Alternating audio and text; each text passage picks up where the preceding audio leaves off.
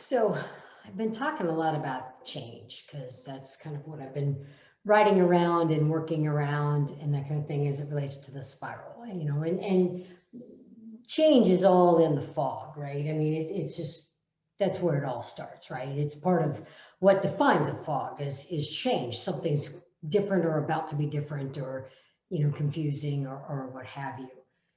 And I had an interesting question because I was having a conversation about um, accepting and embracing change, and that's what the spiral up conversation is about. Is really about accepting and embracing change.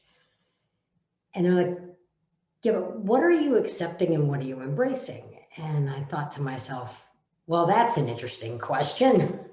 So here's what I think about what we are actually accepting and embracing when we accept and embrace change. And I think it's learning.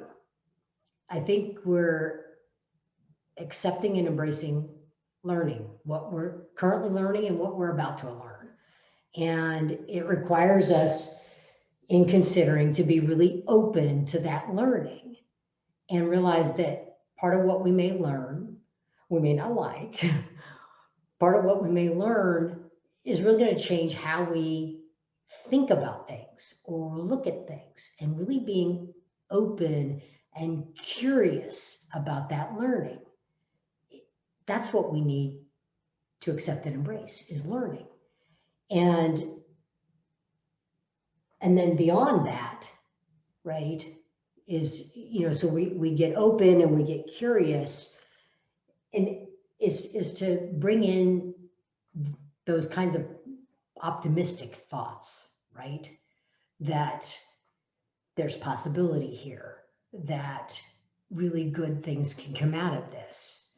Because spiraling down, all you're thinking about is how everything can go wrong and how awful it's going to be. It's that catastrophic, hypercritical, you know, kind of stuff, cynical stuff.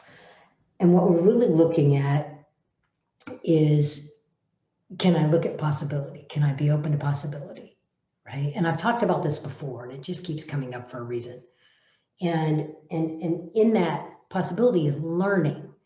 Can I be open to that learning? Can I then accept and embrace that learning, that change, right? Take some responsibility of putting it into play as it relates to pursuing solutions through collaboration, right? And so in this process, the collaborative part is that we don't change alone, right? Change occurs in a collective environment, right? Whether it be a family, a team, a society. And so we have to look to collaborate in which to create any level of sustainability in what we've learned and made change. I hope that made sense. I'm not so sure it did, but I know what I meant. So have a wonderful week and think about that. Think about what it is that I need to learn in the process of embracing and accepting change. Peace.